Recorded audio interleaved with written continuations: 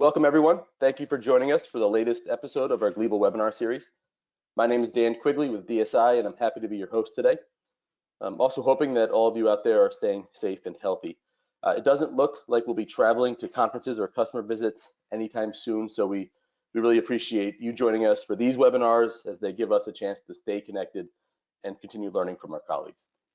Today's webinar is titled Evaluation of Digital Image Correlation and Edge Tracing Methods on Gleeble Tensile Testing at SINTEF. As always, our goal will be to keep this webinar to 1 hour or less. If time allows, we will have a live Q&A at the end of the presentation. If you have questions, please submit them using the chat feature here in the webinar. And as usual, we'll have a team of DSI experts here to answer questions directly in the chat during the presentation, or we may be able to address some of the questions during the Q&A portion of the meeting if the time allows.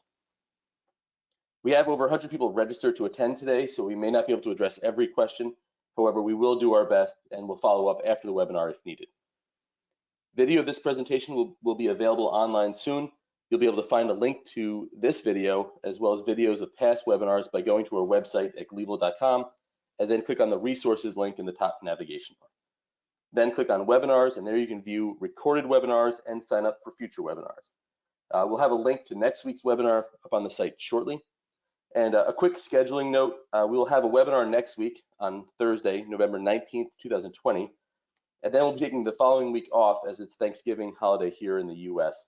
So there will not be a webinar on Thursday, November 26th, 2020. Now I'd like to introduce Stephane Dumoulin, who is a senior scientist at SINTEF. I'll let him tell you more about the organization, but SINTEF is one of the largest independent research organizations in Europe, but they do work with both large and small organizations all over the world. Stephane will be sharing some of SINTEF's recent work on high-temperature tensile tests using edge tracing detection method and digital image correlation. He'll also be briefly discussing some recent work with graphite. Stephane, thank you for preparing this presentation. I'm looking forward to it, and I'll hand this over to you. Thank you very much, Dan. Hello, everybody. Good morning, good afternoon, or good evening, depending on where you are located. So I'm Stephane Dumoulin, as Dan just introduced me, and I will talk about the evaluation of digital image correlation and edge tracing using the Gleeble at SINTEF. The main persons I would like to thank for providing input to these presentations are Malin Lervog, which is actually our lab engineer that is working, is the person working with the Gleeble, and Tore Andre Christensen that has been working a little bit with the Gleeble, but is also the person behind the setups for the digital image correlation and edge tracing methods. So it's a big thank to them and other colleagues that have also contributed to the presentation. So I will go through first the presentation of SINTEF.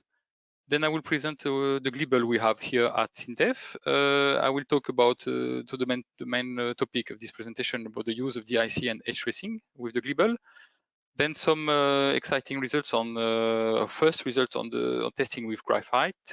And if I have enough time, because this might take some time, maybe I will present something about physical simulation of cooling during extrusion. So first I will start with SINTEF, present a quick or short introduction about SINTEF. SINTEF is a research institute that is located in Norway. So it's one, like Dan just said, it's one of Europe's largest independent research organizations. We have about 2,000 employees that represent 75 nationalities. And the numbers I will present here are numbers from 2019, from last year. Last year, SINTEF worked on about 5,000 projects with about 3,600 customers coming from small and large companies. The gross revenue for 2019 was about 3.3 billion Norwegian crowns.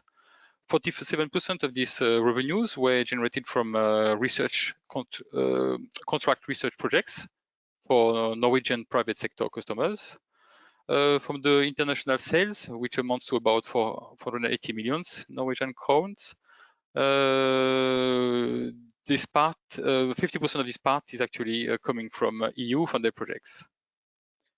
SINTEF is an independent, not-for-profit research organization, which means that our statutes make it clear that SINTEF does not aim to make a profit. So all profits we have are actually invested in laboratories and new research, so building up competencies internally, so that we can this can benefit us towards our customer, or benefits our customers. SINTEF works with applied research, technology, and innovation. The expertise we have ranges from or goes from the ocean space to the outer space.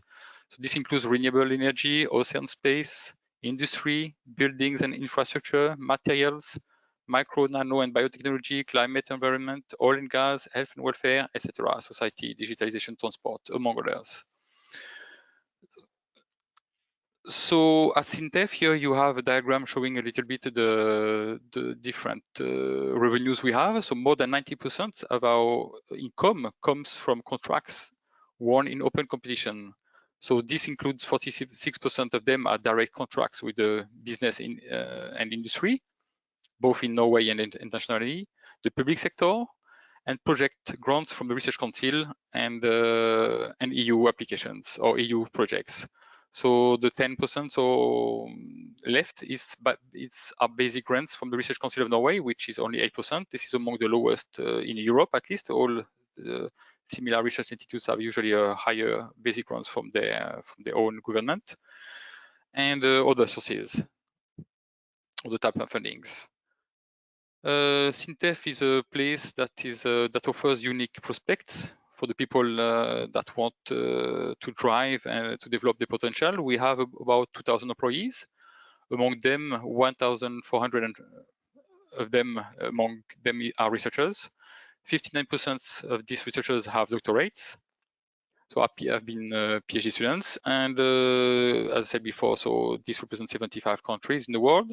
35% of our staff are women, and according to some studies in Norway, SINTEF is the third most attractive workplace in Norway. 7 out of 10 employees are researchers, as I said before. So 59% of the researchers have a PhD. 11% of the people are in the management administration. 8% engineers and 5% technical personnel. So to show to explain how big the number of researchers is at SINTEF, 10 years ago, in 2009, there were only 44% of the employees who had a PhD. So this has been increasing across the years, and this is also a request or a volunteer from SINTEF. Where is SINTEF located in Norway? We have different locations. Offices are mainly in Trondheim, which is the headquarters, in Oslo. So in Trondheim, we have about 1,400 people or employees. In Oslo, about 400, and 200 left are spread among the different towns, as you can see here on the Norwegian map. And we have some people also in Svalbard.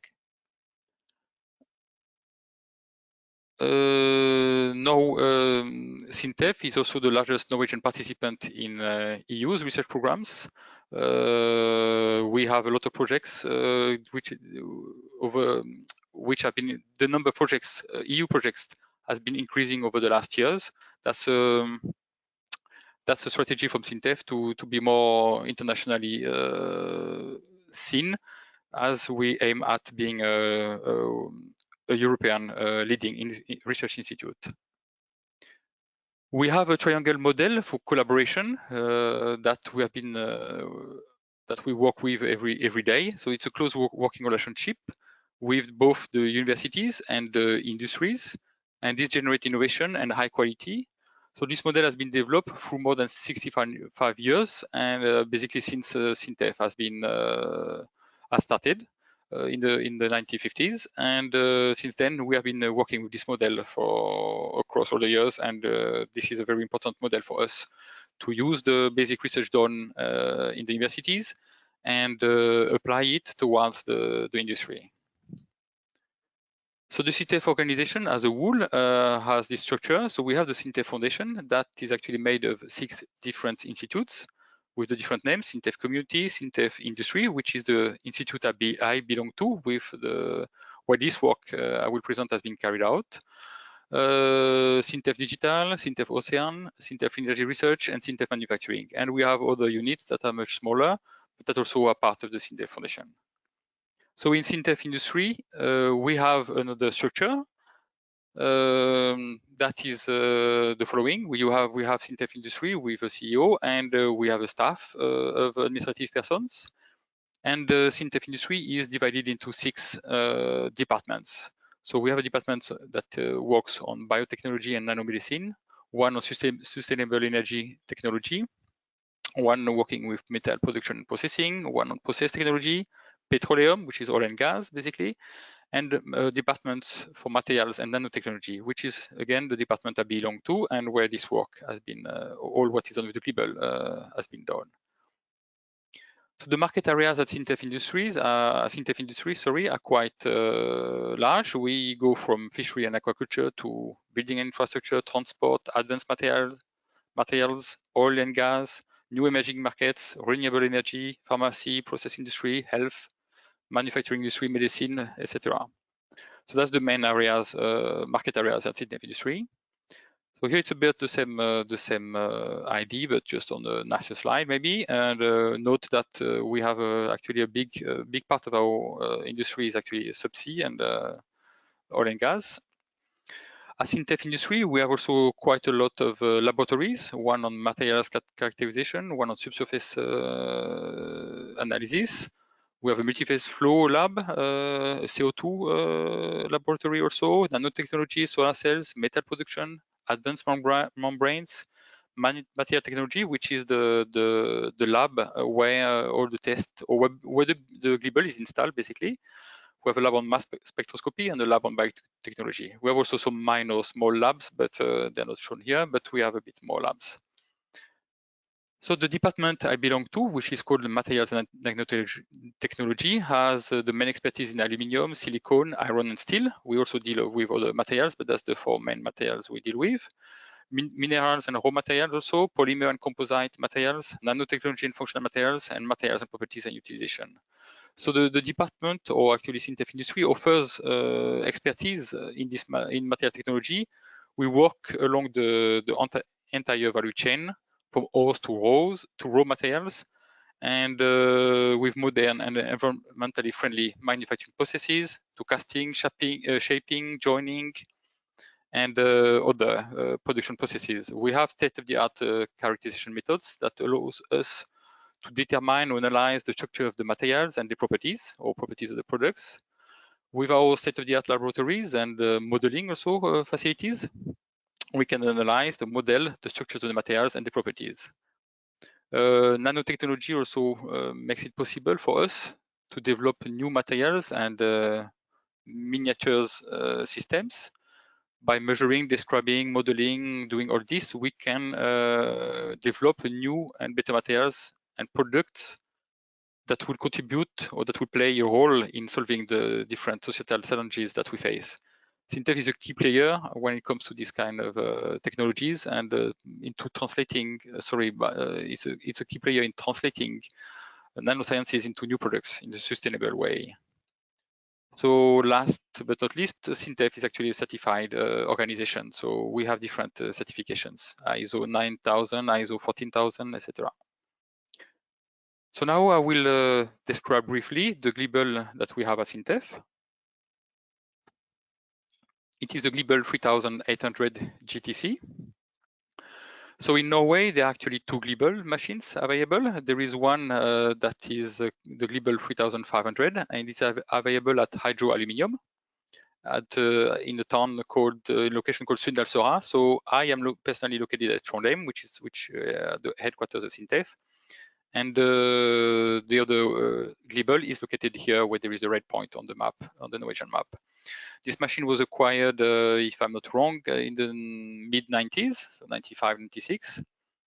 And the one we got at SINTEF now, which was installed last year in 2019, is the second Gleeble in Norway.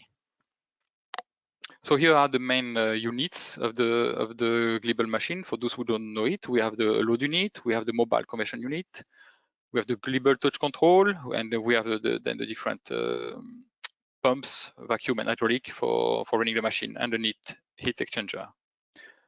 So the specifications of the Gleeble is 20 tons in compression, 10 tons in tension, stroke distance of 125 millimeters. What is interesting is the maximum temperature that can be reached, 3000 degrees, with a maximum heating rate of 10,000 degrees Celsius per second, and the maximum specimen size of about 20 millimeter in diameter. So the different capabilities, so I won't go through it, but briefly, it can do quite a lot of things. We haven't been, since the machine has been installed last year, and we have been spending quite a lot of time to play, let's say, with it, try to learn its capabilities and try to test it and try to do different type of tests. So we have done some of the things here. I think we have been doing some creep tests. I think stress rupture, maybe not. Thermal fatigue is some things we have been thinking about, but it has not been done. Uniaxial tensile testing, hot tensile testing has been done, and other types of analysis or testing. So the thermal system of the machine is the following. We have heat is generated through direct recent heating. As I said before, the maximum heating rate is 10,000 degrees per second. You can have maximum of 4 thermocouples on the specimen, and you have a induction heating option that we haven't used, but that we've been thinking about using. To cool down or to simulate cooling, you could use air cooling or spray cooling with water or different type of liquids. And we have water cooled jaws in the machine. We have a different set of grips. We have different types of grips: full contact grips, hot grips, partial contact grips, nil strength grips, and for both round, square, flat specimens. So I won't go through this. You can find, I guess, this on the Gleeble's website.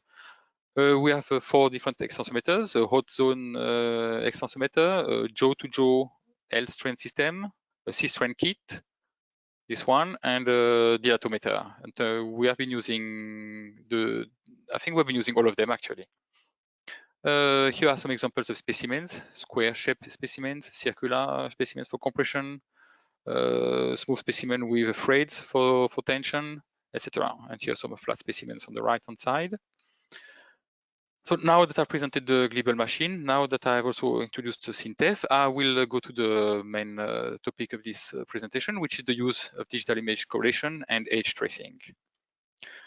So when you want to determine the mechanical properties of a material, usually you perform a tensile test. And then when you perform a tensile test, the objective is to obtain a stress versus strain curve. And the stress basically is the load divided by the area, and the strain is an extension divided by reference length. Usually or conventionally, this is done using an extensometer or contact extensometer to measure the strains. The stress is rather straightforward. You know the geometry of the specimen and the load you get from the load cell. So using the strain, the extensometer has its advantages and its disadvantages. But one thing is that when you perform a tensile test, at some point the specimen will neck. The strain in the specimen will be homogeneous up to the moment where you reach the maximum load, and then a neck forms. And then if you have an extensometer that is located on the sample, like you see here, if you are lucky enough, the neck will occur between the legs of the extensometer, but that means that beyond that point, you will only get an average of the strain. The strain will be higher inside the neck than further away from the neck. So that's one disadvantage of having an extensometer. And here to show this, if you have an extensometer of a given length L0, you will get, after the neck occurs, you will get the load will decrease, and you will get this type of response. But now if you have a length that is much smaller, which means you have a more local measurement, then you will have the curve will look like this one. And if you have even smaller, it will get longer. So basically, having a local measurement will give you the real strain at a given point of the material. So in addition, actually, what we're after is not only the stress, it's what is called the true stress, which means we need to know the smaller section in the specimen. And there are also effects of triaxiality because of the neck, but I won't go into the details, which makes that the use of an extensometer is actually limiting the possibility of obtaining the true stress or the real behavior of the material, the intrinsic behavior of the material. So, however, an extensometer is very accurate, but it has also other disadvantages. At the contact points, you could have slippage. Again, as I said, if when you measure when you use the extensometer, if the neck occurs between the legs of the extensometer, that's fine enough. You get still an average strain.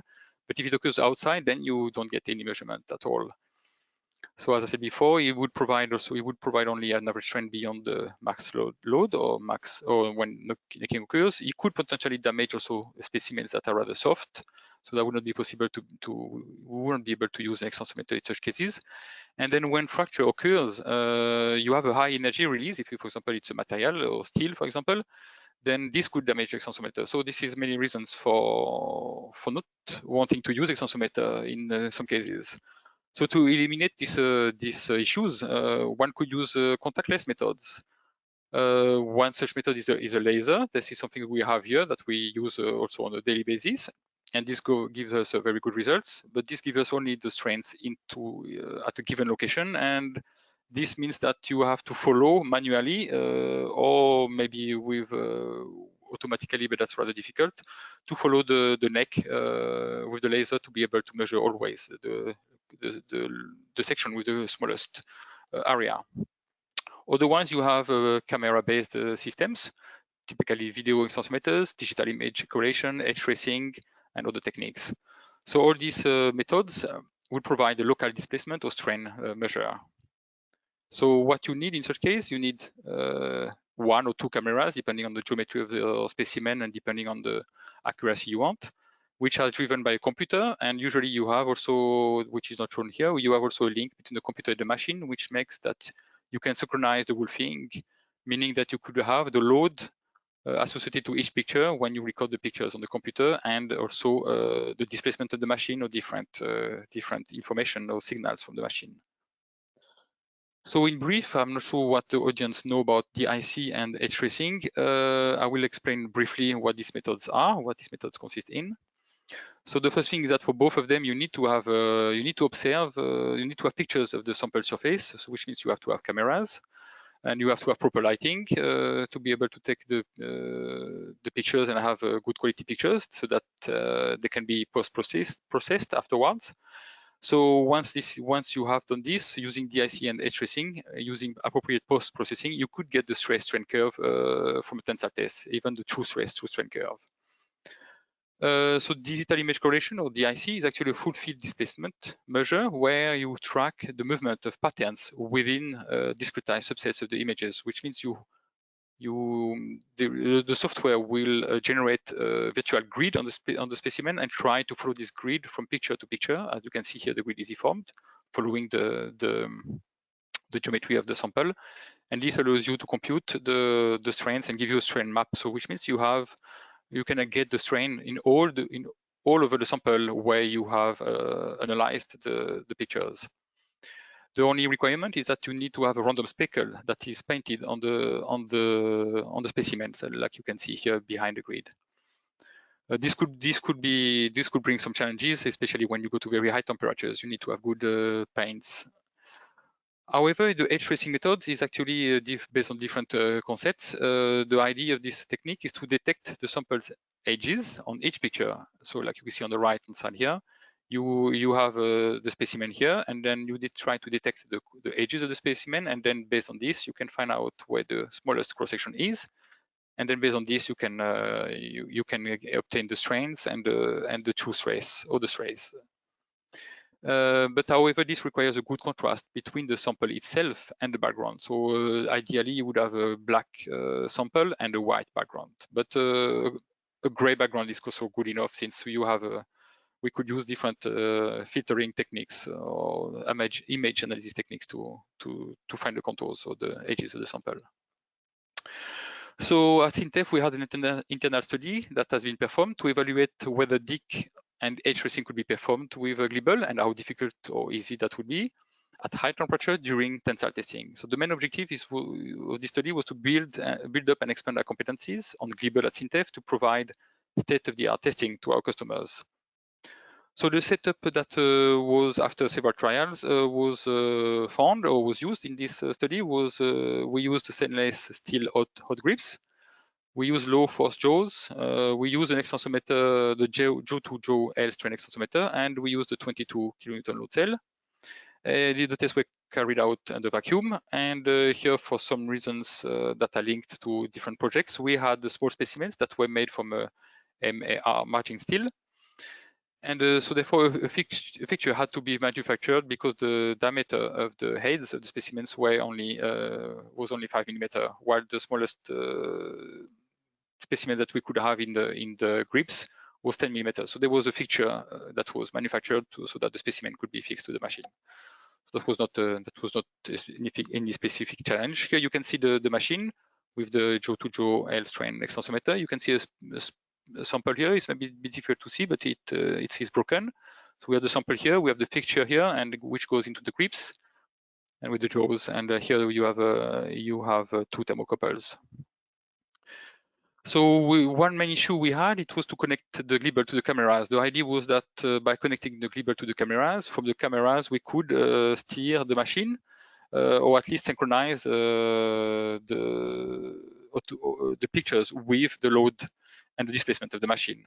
So the idea would be that you start acquiring pictures while it is there is a log file that stores the time and the load and the pictures that are taken, and then at some stage you start the machine, and then you know for each picture taken the time, the load, the displacement, or whatever you get from the Gleeble. However, by doing this, by connecting the Gleeble directly, connecting the cameras directly to the Gleeble's touch control was not good enough because the signals we got were too noisy. So we ended up, or they ended up doing a manual synchronization, basically saying that there were two persons, one driving the cameras, one driving the mission, and 1, 2, 3, start together. So of course, this is not perfect. You will always have a difference between, you will never start exactly at the same time. And all the data were taken from the origin software, since there was no noise. So we concluded that we need to purchase the Gleeble dedicated modules that allows us to have proper analog output signals. For the DIC and the edge tracing, we didn't have the same setups in terms of lighting. So for the DIC, we had a strong light that was behind so the picture we see here is actually for edge tracing, but for DIC, we had a light on the back window. The camera was also on the same side on the back window, and the speckle was made using a high temperature resistant white paint that is supposed to go up to withstand up to 800 degrees Celsius. However, for edge tracing, the light was in the front, was illuminating the front window. There was a piece of paper put on the window, partially on the window, such that the light would be spread homogeneously within the chamber, and then that would give us a high contrast background for the specimen, and the camera was mounted or placed on the back window of the Gleeble. The sample surface was no touch. There was nothing, no painting, nothing at all. It was as is. So some results. The first thing that was done was to see how the temperature distribution would be in these small samples, to see how if this could be homogeneous. So we had a thermal. First, test was carried out only with heat. So there was a thermocouple at the center here, TC2, and the two thermocouples, both from each side of TC2, placed at 4.5 millimeters from the center. So the thermal history was the following. The machine the sample was heated up to 500 degrees Celsius at 10 degrees Celsius per second. Then it was held at 500 degrees during 2 minutes, and then the test was stopped. So once this was done, here is the results. We see from 400 degrees up to 500 degrees. So it was heated up until 500 degrees. So this is the set point. So this is what is asked to the machine, and this is what. So the TC2 follows this, while TC1 and TC3 were at the end of the holding time, basically here, about 35 degrees from TC2. So that shows us that these specimens were not very adapted for that, but that was just a kind of extreme case.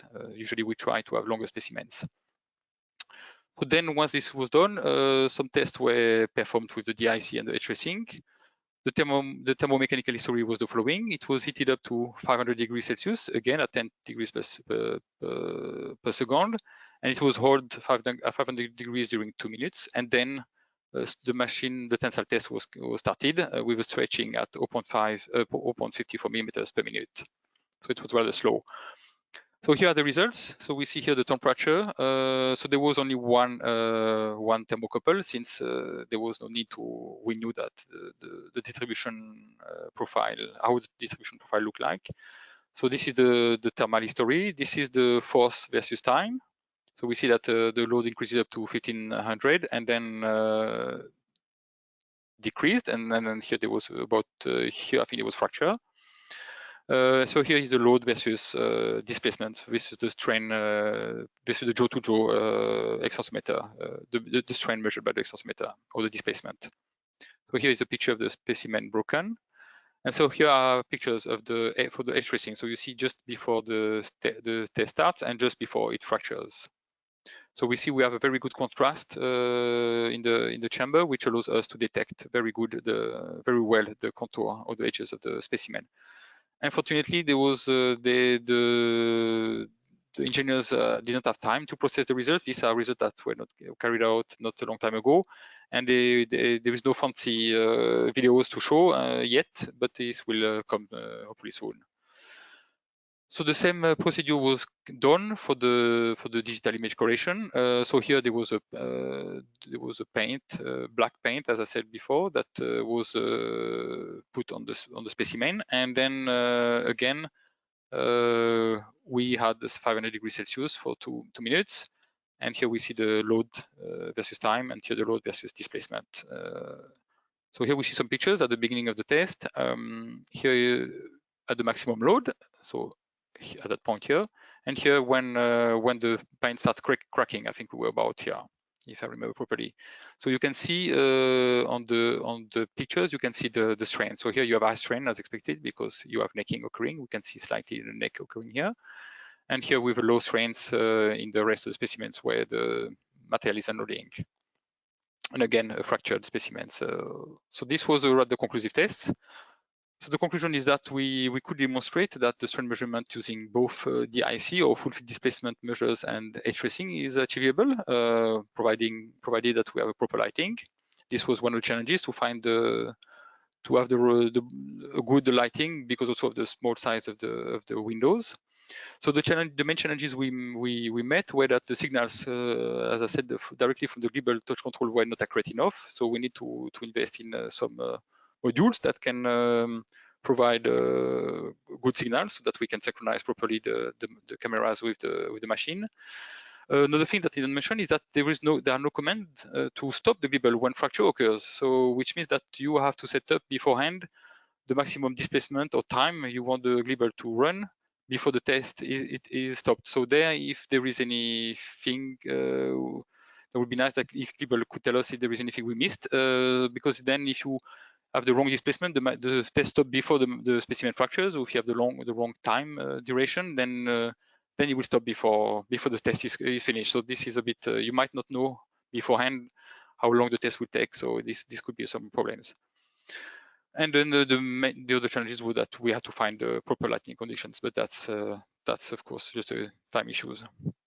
So now that I've presented you I've demonstrated that we managed to carry out some tests with DIC and edge tracing. I will show some tests performed on graphite. These tests are very recent; they're still ongoing. This is just the beginning of the big activity on graphite. So this is the background topic is the CERN and the high luminosity large hadron collider. So here this is quoted from the website on the CERN. So the high luminosity large hadron collider project aims to crank up the performance of the LHC in order to increase the potential for discoveries after 2027. So the idea is that this new how should I say tool or this new collider is being built and should be ready by 2027 or maybe even 1 or 2 years before. So the objective is to increase the luminosity, which is an indicator of the performance of an accelerator, by a factor of 10 beyond the today's values. So the HL-LHC will allow physicists to study known mechanisms in greater detail, such as the Higgs boson, and observe rare new phenomena that might reveal themselves. So this is a very big, very important outcome, or very important milestone for the physicists in the world. So, and we are very happy that we are part of this. So the LHC beam will actually contain a stored energy that is more than 500 megajoules. And if I'm not mistaken, today's LHC beam is reaching about 130, 150 megajoules. So this is a very much higher stored energy, and this is where the difficulties, where the problem lies. There are other problems, but we are linked to one of these problems, which is that this high energy, this is actually done today also in the current setup. This extremely high destructive power needs to be dumped, which means that it has to be extracted from the LHC, from the accelerator. It has to be diluted so that you reduce the peak energy density, and then it has to be absorbed in a dedicated system. This is what is called the target dump extraction. I will go back one slide to show you here. This is the accelerator. As far as I understand, the beams can go one way or the other, and here you have the dumps, where all the beams go out. The beam goes out and is decelerated and diluted into this target dump extraction. So the system is itself to dump the beam is about 8 to 9 meters long, and there is a connecting line that is about 10 meters long. So what happens is that this I have a okay, sorry about that. There is a picture that disappeared. So actually, the beam is swept. So here it was a cross section of the pipes or of the setup we saw before. So the beam along this 8.5 meters is actually swept in a specific movement. So it's about a circular movement to absorb the energy. So the numbers are very, very impressive. The temperature goes from room temperature to 2000 degrees about in 0.1 microseconds, in 10 to the minus 7 seconds. So we are talking about extremely high temperatures and extremely high strain rate. So this makes that you have longitudinal and radial tensile and compression waves happening in the material where the beam is going through. And sorry, I'm going a bit too fast. So what happens is that when the beam goes through the dump, there are actually two mechanisms occurring. You have a fast movement and a slow movement. The fast movement is due to the sudden increase of temperature in the vessel, and you can see there is a high frequency. See, look at the time scale; it's about 100 milliseconds. However, these are some drawbacks. This generates vibrations that lead to some damages of the vessel itself. So there are some issues with this. The other movement or the other mechanism is that there is a slow mechanism that is linked to the thermal diffusion from the core of the vessel to the vessel itself, and then the cooling down. So which means during the few first milliseconds, you have a high temperature increase, which reaches 2000 degrees, and then this takes about 10 hours, 16 hours, so that the temperature is decreased, and then the energy that is stored is removed completely from the vessel. So what is the material? What is this material that is used in the target dump extraction? It is actually sheets of graphite, thin sheets of graphite. And so this vessel is made of two parts. There is a low density graphite and a high density graphite. So we are actually focusing on the low density one, and this one is actually made of 1,700 thick sheets, 2 millimeter thick sheets of Sigraflex. That's a type of graphite. One of the main problems, maybe this is things that we're trying to find out, is that the material is actually porous. It contains trapped air, and this is one of the issues.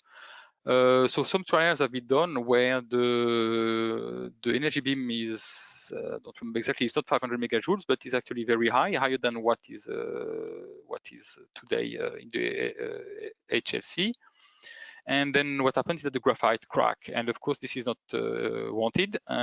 So that's one of the reasons why we have been contacted by the CERN to try to find out, to understand the behavior of the material. So this is why we have an ongoing project with the CERN, and with these very challenging boundary conditions. The objective of the study that is so far ongoing is to determine or characterize and understand the behavior in terms of thermomechanical response, thermal expansion, in order to develop or calibrate the material model. So since we're talking about high temperature, high strain rate, that's when the Gleeble comes, and that's one of the reasons why, among others, that's one of the reasons why the CERN was interested to work with us.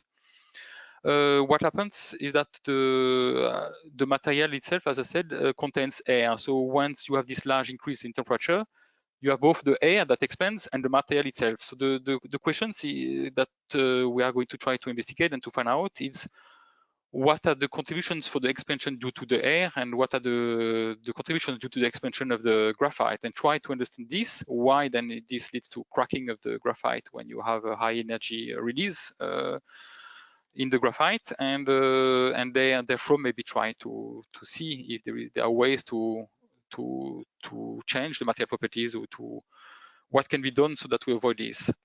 So the objective here, the first trials, was to find out what was achievable with the Gleeble regarding testing of graphite in terms of temperature control, highest strain rate, heating rate are achievable in terms of the environment, the temperature range from if we could go from room temperature to 2,500 degrees, or what could be achievable in terms of highest strain rate, in terms of strain measurement. So the material, as I said, it's about 2 millimeters thick.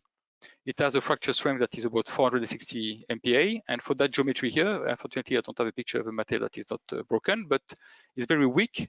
For that geometry, the fracture load is expected to be 40 newtons, very low. One issue also with this material, with this type of material, is that it is only we can only machine it using water jet. No other techniques would destroy the material or burn it, so it's very challenging. So here I will go through the challenges we had. In terms of temperature control, we could use an infrared camera, but this the setups we have are allowed only to go to 350, so that's a drawback. And then since the windows in the Gleeble are made of borosilicate glass, then this is not possible. A pyrometer could be used, but this is not available. It's rather costly. Or we could use thermocouples. That's what actually we went for, but there are some challenges. Welding cannot be done on graphite. This would burn the material. We have been using cement. This is one of the things here. However, this would alter the material's properties. So if you do only a test with temperature, that's okay. But if you want to do a tensile test, then that would not be a problem. That would be a problem. So the solution we found was to use the so-called wrap-around method, where we twin two thermocouples of the K-type, loop them. You can see here, it's a bit difficult to see the specimen, but loop them around the specimen. And however, the material is very soft. It can be damaged very quickly. So it's very difficult to find a good balance between a good contact for the thermocouple with the specimen and not damage the sample. So this is things that there have been a lot of trials and errors on this. So it's very challenging to be able to control, to measure temperature on these specimens. Now another challenge, again, like these specimens are very soft, is to mounting the specimens without damaging it. Unfortunately, the regular setup of the Gleeble has a load cell of 222 kilonewtons, which is a too high load capacity. Remember that the fracture load is expected is about 40 newtons. So we have a 22 kilonewton load cell. That's the one we had to use because the lowest load capacity cell available in the Gleeble is a 2.2 kilonewton, but we don't have it at SINTEF. So we had to use also low force jaws with full contact flat grips. That's the different other jaws and grips were used, but this made some issues. So that's the one we found that was found out to give the best results, or at least with respect to mounting the specimens. So the procedure is the following: you put the specimen into the grips, you place the jaw jack plates between backing screw and grip. Then you pre-tension a little bit the system until the smallest detected load is the smallest load is detected. And once this is done, then you can start testing the specimens. So another possible solution, of course, would be to increase the specimen cross-section. And this is I don't know if this is something that we go for, because I think there's some issues also about machining the samples. So in terms of environment, you need to have an inert gas, otherwise you would have oxidation. And here it was argon that was used. So I will show you some results. So the first result is about testing the heating rate. So the heating rate that have been tested, it was 1, 2, 10, 50, 100, and 200 degrees Celsius per second. And the idea was to see how the machine or how the sample will react to the set temperature. So in green, this is what is asked by the machine, and in red is what is measured on the specimen. So at 50 degrees per second, we see that we have a good match, but from 200 degrees Celsius per second, then this is not following much anymore. Then we get overshoot here. So here the temperatures aimed at was 1000 degrees Celsius, and we see we reach almost 1100 degrees Celsius. The idea here is to go to very high temperature rates. So this means that we will not be probably able to control this, but the question is that what do we need to control it as far as we can reach very high temperatures? Then another test was done. It was to test the heating rate and stretching. So the heating rate here was 200 degrees per Celsius, and then the stretching at 100 or 500 millimeters per second. So we see here the temperature versus time. So we see here that we increase the red is the set, and sorry, the light green is the set, while the dark green is the measured temperature. And here is the load. So we see since it's a high strain or high rate stretching, we see that there is a peak and then it breaks at once. So this was 400 millimeter per second, and this one is 400 millimeter per second. And we can see the fracture here. It's very brittle. So I will end up, this will be my last slide. I see the time is running. So the further testing we will do, it would be to apply the temperature now with the highest possible rate. We will try to see if we can reach the 10,000 degrees per second as given in the specs of the machine. We will try to see also the temperature. The idea is to try to find out the temperature dependence of the thermal expansion. So the CTE, the coefficient thermal expansion, the coefficient of thermal expansion for different temperatures, and the effect of low or high vacuum. The idea is that if you have low or high vacuum, you see the effect of the trapped air in the specimen, and to see if the thermal expansion we see in the real test or in the real in the dump, it comes from the air, from the graphite, or from both. And also we would like to apply the highest possible strain rate, which is what can we reach, and see if we could measure strains using edge tracing and dilatometer maybe, and at this high temperature. So here we aim at reaching 2000 degrees or more. So the idea then, of course, at the end is to obtain thermomechanical properties. So I will stop my presentation here. I will not go through this because the time then does not allow that. And I thank you very much for your attention. And if you need to contact us, please do not hesitate. Here are my contact email and the one from a contact person at SINTEF. Thank you very much for your attention. Then Stephane, I give you back the word. This was a great presentation. We appreciate it. We did have a few questions come in, and I think our team was able to respond to most of those directly. But a couple questions maybe we can pose to you here. Sure. One was in regards to the DIC testing and the paint that you used. So there was a question about what was the material that you used for paint, and we actually had one of our system service engineers, Brian Smahoski, did answer that question. Talked about what we use. We use aluminum oxide powder as a speckle on top of a dark base coat, but we're interested to hear what you're using. Okay, thank you for the question. I am not sure what we used actually. I don't know. I have to ask in the lab. I think it's the same type of paint you use at room temperature to paint.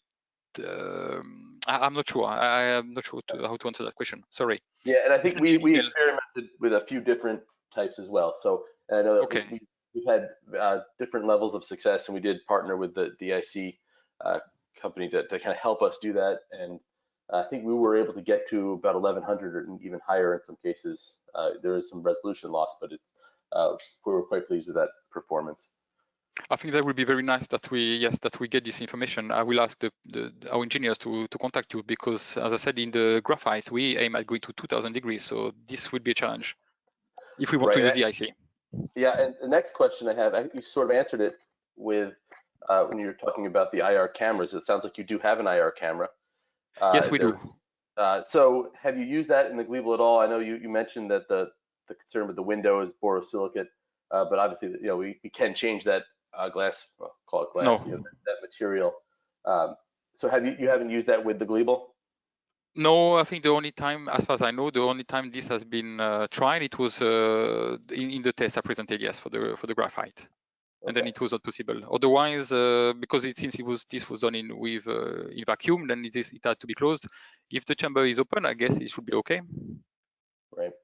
Okay. And so this is a question we've been getting this a lot lately. People asking about using a thermal imaging camera with a Gleeble. So I guess this is a question for the audience. We've got about 100 people here on the call. If anybody is interested in this, let us know. I'd ask you to reach out to myself or Dave Jacon, who is, I think most users know Jake or David.